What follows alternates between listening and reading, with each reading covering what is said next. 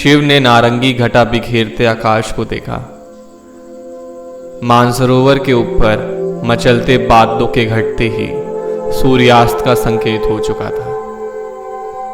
एक बार फिर उस तेजस्वी जीवनदाता ने दिन समाप्ति की घोषणा कर दी थी।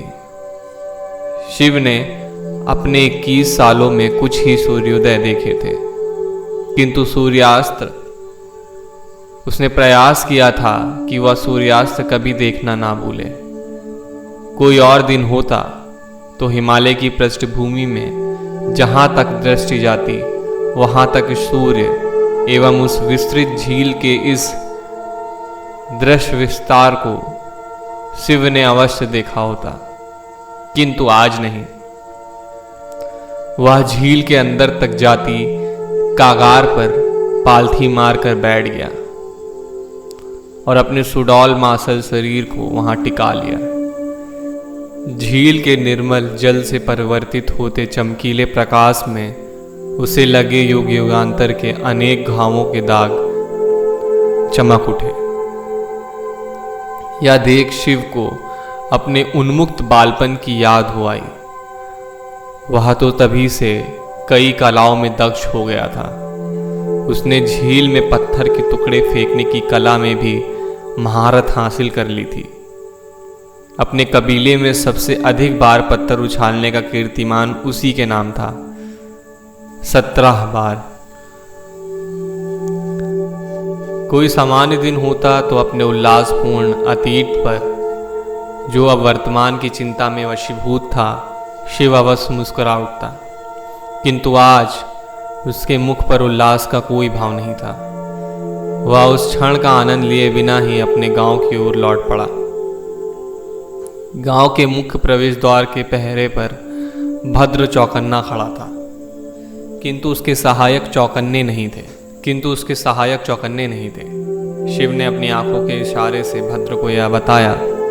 भद्र पीछे मुड़ा तो उसने घेरे के बाड़े पर अपनी सहायता के लिए लगाए 2 सैनिकों को सोता हुआ पाया। उसने पहले तो दोनों को बुरा भला कहा और फिर उन्हें जगाने के उद्देश्य से जोर से ठोकर मारी। वो दोनों हड़बड़ा कर उठ बैठे। शिव निश्चिंत होकर झील की ओर पुनः मुड़ गया। उसने मन ही मन कहा, ईश्वर भद्र का कल्याण करे, कम से कम वह कुछ जिम्मेदारियों का निर्वहन तो करता है। झील पर पहुंचकर शिव ने याक की हड्डी से बनी चिलम को अपने होंठों पर लगाकर एक लंबा कश लगाया। कोई और दिन होता तो गांजे से उसके चिंतित मन को थोड़ी राहत मिलती और वह शांति के कुछ पल बिता पाता, किंतु आज नहीं। उसने झील की ओर बाईं ओर देखा, जहां अपरिचित विदेशी आगंतुकों को सैनिकों के पहरे में रखा गया था। उनके पीछे झील थी और शिव के 20 सैनिकों के पहरे में होने से इसकी संभावना बहुत ही कम थी कि वो चकित कर देने वाला कोई आक्रमण कर पाते। शिव के मन में विचार पनपा। उन्होंने अपने हथियार बड़ी आसानी से दे दिए। ये लोग हमारे देश के रक्त पिपासु दृष्टि के भांति नहीं हैं, जो लड़ाई लड़ने का कोई भी बहाना ढूंढते रहते हैं। विदेशियों के कहे हुए शब्द बारंबार शिव के कानों में गूंज रहे थे। हमारे देश में आइए, वह इन पहाड़ों के पार है। वह भारत के सबसे संपन्न और शक्तिशाली साम्राज्य है। यही नहीं, पूरे विश्व में वह सबसे संपन्न और शक्तिशाली है। आप्रवासियों को हमारी सरकार सुविधा प्रदान करती है। आपको उपजाऊ भूमि एवं कृषि के लिए संसाधन दिए जाएंगे। आज आपका कबीला इस पथरीली उजाड़ भूमि में उत्तर जीविका के लिए लड़ाई लड़ रहा है। महलूहा आपको ऐसी जीवन शैली प्रदान करता है जिसकी आपने कभी कल्पना भी नहीं की होगी। हम इसके बदले कुछ भी नहीं चाहते। आप शांति से रहें, अपने करों का भुगतान करें और देश की विधियों का पालन करें। शिव ने यह चिंतन कर लिया था कि उस नए देश में वह निश्चित रूप से मुखिया नहीं होगा। क्या सच में मुझे इसकी कमी खलेगी? उसके कबीले वालों को विदेशियों के विधियों के अधीन जीवन यापन करना पड़ेगा। उन्हें अपनी जीविका के लिए प्रतिदिन काम करना होगा। जीवित रहने के लिए प्रतिदिन लड़ने की तुलना में ये तो बेहतर होगा। शिव को यह विचार उत्तम प्रतीत हुआ। उसने अपनी चिलम का एक और कष्ट लिया। जब धुएं के बादल छटे तो उसने गांव के बीच बनी उस झोपड़ी को मुड़कर देखा जहां उन विदेशियों को रखा गया था। वह उनकी झोपड़ी के ठीक बगल में थी। शिव को सूचित किया जा चुका था कि उसे आरामदायक नींद नसीब नहीं हुई है। वास्तव में शिव उन्हें बंदी बनाकर नहीं रखना चाहता था, किंतु वह कोई और जोखिम भी मोल लेना नहीं चाहता था। हम प्रकृति कबीले वालों से लगभग प्रत्येक महीने लड़ाई लड़ते रहते हैं ताकि पवित्र झील के निकट हमारा अस्तित्व अक्षुण्ण रहे। नए नए कबीले वालों के साथ मित्रता करके वह प्रतिवर्ष और अधिक शक्तिशाली बनते जा रहे हैं। हम प्रकृति कबीले वालों को पराजित कर सकते हैं, किंतु समस्त पर्वतीय कबीले वालों को नहीं। मेलुहा जाकर हम इस अनावश्यक हिंसा से छुटकारा पा सकते हैं और एक सुविधाजनक जीवन जी सकते हैं। इसमें कुछ गलत नहीं हो, क्या इसकी संभावना भी है? हम क्यों ना इस आग्रह को स्वीकार कर लें। यह सचमुच कितना अच्छा प्रतीत होता है। राख को झाड़ने के लिए चिलम को एक चट्टान पर उलटने से पहले शिव ने अंतिम कष्ट लिया और अपने आसन से उठ खड़ा हुआ। अपने नंगे सीने पर राख के कुछ कणों को मसलकर उसने अपनी वधछाल के घाघरे में हाथ पोंछा, चिलम उठाई और तेज कदमों से गांव की ओर चल पड़ा। जब शिव गांव के प्रवेश द्वार के निकट से गुजरा तो भद्र और उसके सहयोगी सावधान की मुद्रा में खड़े हो गए। शिव ने त्योरी चढ़ाई और अपनी मुद्रा से भद्र को विश्राम करने के लिए आश्वस्त कर दिया। वह हमेशा क्यों भूल जाता है कि वो मेरा बचपन से प्रिय मित्र रहा है। मेरे मुखिया बन जाने से वास्तव में कुछ नहीं बदला। उसे अन्य के सामने अनावश्यक गिड़गिड़ाने की आवश्यकता नहीं है, शिव ने मन ही मन सोचा। उस विदेश में अन्य गांवों की अपेक्षा शिव के गांव की झोपड़ियां अधिक वैभवशाली थी। उनकी ऊंचाई इतनी थी कि एक युवक सचमुच में उनके अंदर सीधा खड़ा हो सकता था। वो झोपड़ियां मजबूत थीं और शरण स्थली उन कठोर पर्वतीय हवाओं के प्रहार सहते हुए 3 वर्षों तक अडिग खड़ी रह सकती थी। झोपड़ी के अंदर प्रवेश करने पर उसने हाथों में पकड़ी चिलम को उस ओर उछाल दिया जहां वह आगंतुक बड़ी शांति से सो रहा था। या तो उसके यह अनुभूति नहीं थी कि वह बंदी है, या फिर उसे सच में ऐसा लगता है कि अच्छा व्यवहार ही अच्छे व्यवहार को जन्म देता है। शिव के मन में विचार कौन था? शिव को अपने चाचा जी का वचन याद था जो उनके गुरु भी थे। वह अक्सर कहा करते थे कि लोग वही करते हैं जिसके लिए समाज उन्हें प्रोत्साहित करता है। यदि वो अपने सैनिकों को शिक्षा देते हैं कि किसी अजनबी से उत्तम व्यवहार की अपेक्षा करें, तो महलुआ अवश्य एक विश्वासी समाज होता। शिव ने अपनी वैभवहीन दाढ़ी को खुजलाते हुए उस आगंतुक को गहरी दृष्टि से देखा तो उसे स्मरण हुआ। उसने कहा था कि उसका नाम नंदी था।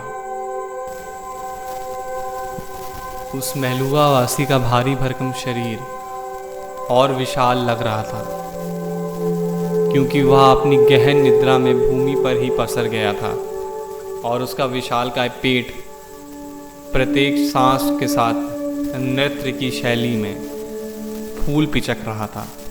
किंतु मोटापे के बावजूद उसकी त्वचा तनी और निखरी हुई थी। सोते समय उसका किसी बालक जैसा आधा मुंह और भी निर्दोष प्रतीत हो रहा था। क्या यह वही व्यक्ति है जो मुझे मेरे प्रारब्ध की ओर ले जाएगा? क्या सचमुच ही मेरा ऐसा कोई प्रारब्ध है जिसके बारे में मेरे काका ने कहा था? शिव की वैचारिक यात्रा अनवरत चल रही थी। इन विशाल पर्वतों की तुलना में तुम्हारा प्रारब्ध कहीं विशाल काय है, किंतु उसे सच करने के लिए तुम्हें इन्हीं विशाल पर्वतों को पार करना होगा। चाचा जी ने कहा था, क्या मैं अच्छी नियति का पात्र हूँ? मेरे लिए मेरे लोग पहले आते हैं, क्या वह महलूबा में खुश रह सकेंगे? शिव के मन में वैचारिक द्वंद्व छिड़ने लगा था।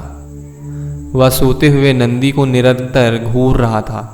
तभी उसने संग ध्वनि सुनी, प्रकृति वालों, अपना अपना स्थान लो। तलवार निकालते हुए शिव चिल्लाया। अपने बगल में रखे रोएदार लबादे में छुपाई हुई तलवार निकालकर नंदी तत्काल खड़ा हो गया। वह दोनों तेजी से गांव की ओर दौड़ पड़े। पूर्व नियोजित रणनीति के अंतर्गत महिलाएं अपने बाल बच्चों को लेकर गांव के बीच त्वरित गति से इकट्ठा होने लगीं। उनके विपरीत पुरुष अपनी तलवारों को निकालते हुए बाहर की ओर दौड़ पड़े। भद्र झील पर हमारे सैनिक। प्रवेश द्वार पर पहुंचते ही शिव चिल्लाया। भद्र ने उस आदेश को अग्रेसित किया और गुणी कबीले वालों के सैनिकों ने तत्काल ही उस आदेश का पालन किया। गुण कबीले वाले तब आश्चर्यचकित रह गए जब उन्होंने देखा कि महलुआ वासियों ने अपने लबादे में छुपाए हुए हथियार निकाले और गांव की ओर तेजी से दौड़ पड़े थे। कुछ ही क्षण में प्रकृति वाले निकट आ पहुंचे थे। जो भी दिन बिना किसी मुठभेड़ के बीत जाता था तो शाम सामान्यतः गुण कबीले वालों के सैनिक उस दिन ईश्वर के लिए धन्यवाद करते थे। महिलाएं झील के किनारे अपने घरेलू कामकाज करती। यदि उन क्षमतावान गुणवालों के लिए कोई दुर्बलता के क्षण होते जब वो आक्रामक कबीले वाले नहीं बल्कि मात्र ऐसे पर्वतीय कबीले वाले होते जो उस दुर्गम एवं विपरीत भूमि पर जैसे तैसे जीवन यापन करने में प्रयासरत होते, तो वो क्षण यही थे। ऐसे क्षणों में प्रकृति कबीले वालों की ओर से यह एक सुनियोजित घात लगाकर किया गया हमला था। लेकिन एक बार पुनः प्रकृति वालों का भाग्य उनके विरुद्ध था। सौभाग्य से विदेशियों की उपस्थिति के कारण शिव ने गुण कबीले वालों को चौकन्ना रहने के लिए कहा था और इस प्रकार वह पहले ही सचेत थे और प्रकृति कबीले वालों के लिए अचानक हमला करके उन्हें चौंका देने वाली बात नहीं हो पाई थी। महलुआ वासियों की उपस्थिति ने भी निर्णायक भूमिका निभाई और उस छोटी रक्तपूर्ण मुठभेड़ की दिशा को गुण कबीले वालों के पक्ष में मोड़ दिया। प्रकृति कबीले वालों को मैदान छोड़ना पड़ा। रक्त रंजित और चोटिल शिव ने उस मुठभेड़ के बाद हुए नुकसान का जायजा लिया। गुण कबीले वालों के 2 सैनिकों ने घातक चोटें लगने के कारण दम तोड़ दिया था। उन्हें कबीले के वीर पुरुषों का सम्मान दिया जाएगा, किंतु जो इससे भी अधिक बुरा हुआ था वो था कि गुण कबीले की 10 महिलाएं एवं बच्चों के लिए यह चेतावनी देर से आई थी। झील के किनारे उनके अन्न भंग किए शरीर पाए गए। नुकसान कुछ ज़्यादा ही अधिक हुआ था। कैसे नीच लोग हैं जो हमारे मुकाबला नहीं कर सकते तो औरतों और बच्चों की हत्या करते हैं। अत्यधिक क्रुद्ध शिव ने कबीले के समस्त लोगों को गांव के मध्य बुलाया। उसने अपना मन बना लिया था।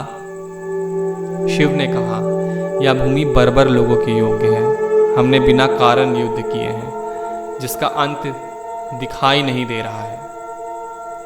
आप लोग जानते ही हैं कि मेरे काका ने शांति प्रयास किए, यहाँ तक कि झील के किनारे तक पर्वतीय कबीले की पहुँच को भी स्वीकारा, किंतु इन नीच लोगों ने हमारी शांति की इच्छा को हमारी कमजोरी समझा। हम सबको पता है कि उसके बाद क्या हुआ। युद्ध की बर्बरता के आदी होने के बावजूद गुण कबीले वाले औरतों एवं बच्चों के इस निंदनीय पूर्ण आक्रमण से पूरी तरह स्तब्ध थे। शिव बोलता रहा, मैंने आपसे कभी कुछ नहीं छुपाया। आप सबको विदेशियों द्वारा दिए गए आमंत्रण की जानकारी है। नंदी और महलुआ वासियों की ओर संकेत करते हुए शिव ने वक्तव्य जारी रखा। उन्होंने आज कंधे से कंधा मिलाकर लड़ाई की। उन्होंने मेरा विश्वास जीत लिया है। मैं उनके साथ महलुआ जाना चाहता हूँ, किंतु यह मेरे अकेले का निर्णय नहीं हो सकता। आप हमारे मुखिया हो शिव, भद्र ने कहा। आपका निर्णय हमारा निर्णय है, यही हमारी परंपरा रही है, लेकिन इस बार ऐसा नहीं होगा। शिव ने अपने हाथ से इशारा करके कहा, यह हमारे जीवन का पूरी तरह परिवर्तन कर देगा। मेरा विश्वास है कि यह परिवर्तन हमारे भले के लिए ही होगा। वह जो कुछ भी होगा प्रतिदिन की इस उद्देश्यहीन हिंसा की तुलना में अच्छा ही होगा। मैंने आपको बता दिया है कि मैं क्या करना चाहता हूँ, किंतु जाने या नहीं जाने की इच्छा आपकी अपनी है। गुण वालों को बोलने दें, इस बार मैं आपका अनुसरण करूँगा। गुण कबीले वाले अपनी परंपरा के बारे में पूरी तरह स्पष्ट थे, किंतु शिव के लिए आदर केवल परिपाटी पर ही नहीं बल्कि उनके चरित्र पर भी आधारित था। उसने अपनी बुद्धिमत्ता और बहादुरी से गुणवालों के लिए अनेक महान सैन्य विजय अभियानों का नेतृत्व किया था। उन्होंने एक स्वर में कहा, आपका निर्णय हमारा निर्णय है। कबीले को अपनी भूमि छोड़े 5 दिन बीत चुके थे। मेलुहा जाने वाले मार्ग में एक बहुत बड़ी घाटी के तल के किनारे उनका कारवां रुका था। शिव ने 3 गोल घेरों में अपने पड़ाव को व्यवस्थित किया। सबसे भारी घेरे में याकों को बांधा गया था ताकि घुसपैठ की दशा में वह सचेतक के साथ साथ रक्षा कवच का भी काम कर सकें, और उसके बाद भी यदि किसी प्रकार का संग्राम होता है तो मध्य के घेरे में पुरुषों को लड़ाई लड़ने के लिए रखा गया था, और सबसे भीतर औरतों और बच्चों को आग के पास एक गोल घेरे में रखा गया था। शूरवीरों को सबसे पहले प्रतिरक्षक, उसके बाद और सबसे भीतरी घेरे में आघात योग करने को रखा गया था। शिव बुरी से बुरी परिस्थितियों के लिए तैयार था। उसका मानना था कि घात लगाकर आक्रमण अवश्य होगा, केवल देखना यह था कि वो कब होगा। झील के सामने के स्थल पर दखल के साथ साथ उस महत्वपूर्ण भूभाग पर पहुंच से प्रकृति कबीले वालों को खुश होना चाहिए था, किंतु शिव को पता था कि प्रकृति कबीले का मुखिया यक्ष उन्हें शांतिपूर्ण तरीके से जाने नहीं देने वाला था। यक्ष इससे कम कुछ नहीं चाहेगा कि वह एक ख्याति प्राप्त व्यक्ति की तरह स्थापित हो जाए, जो यह दावा कर सके कि उसने शिव के गुण कबीले को पराजित कर दिया और प्रकृति कबीले को वह भूभाग जीत कर दिया। निश्चित रूप से यह एक अजीबोगरीब कबीलाई तर्क था जो शिव को नापसंद था। शिव जानता था कि इस प्रकार की परिस्थितियों में कभी शांति की आशा नहीं की जा सकती। शिव को संग्राम अच्छा लगता था और वह युद्ध कला से आनंदित होता था, किंतु उसे यह भी पता था कि उसके प्रदेश में यह संग्राम निरर्थक थे। उसने नंदी की ओर घूर कर देखा जो कुछ दूरी पर चौकन्ना बैठा हुआ था। पड़ाव के दूसरे घेरे के चारों ओर मेलुहा के 25 सैनिक बैठे हुए थे। इसने गुण कबीले को ही देशांतरवास के लिए क्यों चुना, प्रकृति कबीले वालों को क्यों नहीं चुना? शिव की विचारधारा बीच में ही भंग हो गई, क्योंकि उसने कुछ दूरी पर ही एक साए को हिलता डुलता देख लिया था। उसने पुनः उस ओर ध्यान से देखा, किंतु सब कुछ सामान्य सा प्रतीत हुआ। ऐसी जगह में कई बार प्रकाश इस प्रकार का भ्रम उत्पन्न कर देता है। शिव ने अपनी मुद्रा शिथिल कर ली, किंतु कुछ क्षणों बाद उसने पुनः उस साए को देखा। सब अपने अपने हथियार उठा लो, शिव ने जोर से चिल्लाया। गुड़ कबीले वाले और मेलुहा वासियों ने अपने अपने हथियार बाहर निकाले और संघर्ष के लिए अपने अपने स्थान ग्रहण कर लिए, क्योंकि प्रकृति कबीले वालों के लगभग 50 सैनिकों ने धावा बोल दिया था। बिना सोचे विचारे धावा बोलने के कारण उनको बहुत मुश्किल का सामना करना पड़ा, क्योंकि सबसे पहले आतंकित पशुओं की दीवार उनके सामने थी। याकों ने अनियंत्रित ही चोट लगने से दुलत्ती मारना प्रारंभ कर दिया। इससे पहले कि वो झड़प शुरू कर पाते, अनेक प्रकृति वाले बुरी तरह घायल हो चुके थे। कुछ इनसे बचकर अंदर घुस ही आए और हथियारों के बीच टकराहट शुरू हो गई। प्रकृति कबीले के नए नौसिखियों ने तलवार लहराते हुए शिव पर धावा बोल दिया। उसके आक्रमण से बचते हुए शिव पीछे हट गया। उसके बाद शिव ने अपनी तलवार को वलय आकार घुमाते हुए प्रकृति कबीले के उस आक्रमणकारी के सीने पर हल्का घाव लगाया।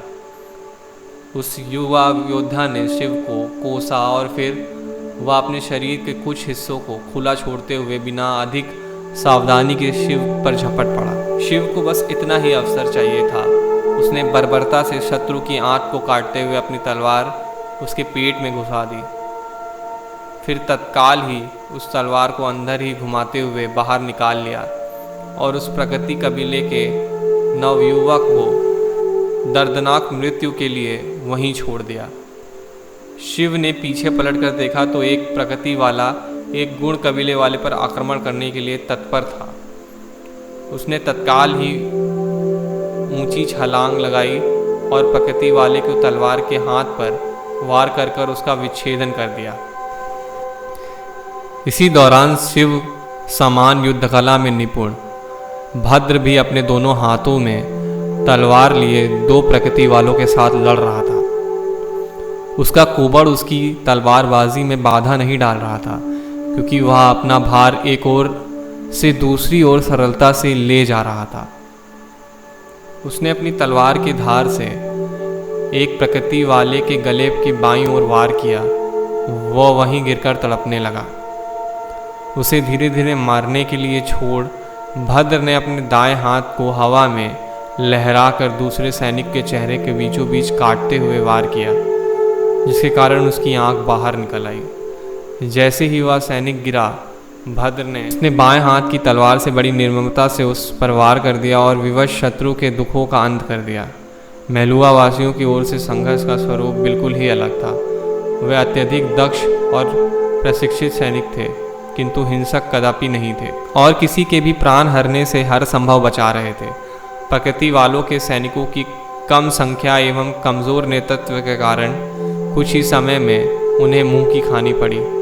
लगभग आधे से अधिक लोग मारे गए और जो बच गए वह घुटनों के बल गिरे क्षमा प्रार्थी बने हुए थे। उन्हीं में से एक था कबीले का मुखिया यक्ष, जिसके कंधे पर नंदी ने गहरी चोट दी थी और इसी कारण वह तलवार चला पाने में असमक्ष हो चुका था। प्रकृति के मुखिया यक्ष के ठीक पहले भद्र अपनी तलवार उठाए उस पर वार करने के लिए तैयार खड़ा था। शिव बताइए, शीघ्र एवं सरल अथवा धीरे या पीड़ादायक। इससे पहले कि शिव कुछ बोलता, नंदी ने बीच में ही कहा, श्रीमान। शिव ने महलुआ वासियों की ओर मुड़कर देखा। यह अनुचित है। वे क्षमा की भीख मांग रहे हैं। उनके प्राण हरना युद्ध के नियमों के विरुद्ध है। तुम लोग प्रकृति वालों को नहीं जानते। शिव ने कहा, यह बर्बर हैं। वे हम पर आक्रमण करते ही रहेंगे। उन्हें कोई भी लाभ हो तब भी या ना हो तब भी इसे समाप्त करने का यह अवसर है हमेशा के लिए। या तो समाप्त होने वाला ही है। आप यहाँ अब नहीं रहने वाले। आप बहुत शीघ्र मेलुहा में होंगे। शिव शांति मुद्रा में खड़ा हो गया। नंदी ने कहना जारी रखा, आप इसे किस प्रकार समाप्त करना चाहते हैं यह आप पर निर्भर करता है, वैसे ही जैसा कि वो करते आए हैं अथवा उनके पृथक। भद्र ने शिव की ओर देखा। वह प्रतीक्षा में था। आप प्रकृति वालों को देख सकते हैं। आप उनसे बेहतर हैं, नंदी ने कहा। शिव ने क्षितिज में दूर एक विशाल पर्वत की ओर देखा। प्रारब्ध, एक बेहतर जीवन की संभावना। शिव के मन में एक विचार कौधा।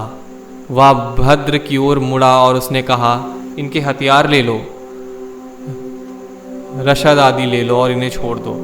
यदि प्रकृति वाले इतने मूर्ख हैं कि वह अपने गांव या हथियारबद्ध होकर वापस आएंगे तो उस समय तक हम बहुत आगे निकल चुके होंगे। नंदी ने शिव की ओर ध्यान से देखा। उसे एक आशा की किरण दिखाई दी। उसके मन में एक ही विचार था कि शिव के पास दिल है, उसमें संभावना है। कृपया उसे वहीं रहने दें। हे भगवान राम, मैं आपसे प्रार्थना करता हूँ कि उन्हें वहीं रहने दें। शिव उस नवयुवक सैनिक के पास गया जिसे उसे अपनी तलवार से घायल कर दिया था। वह भूमि पर पड़ा छटपटा रहा था। पीड़ा के कारण उसका मुख विकृत था। उसकी आंख से रक्त निरंतर रिस रहा था। पहली बार शिव को प्रकृति वालों के ऊपर दया आई। उसने अपनी तलवार निकाली और सैनिक को पीड़ा से मुक्ति प्रदान कर दी।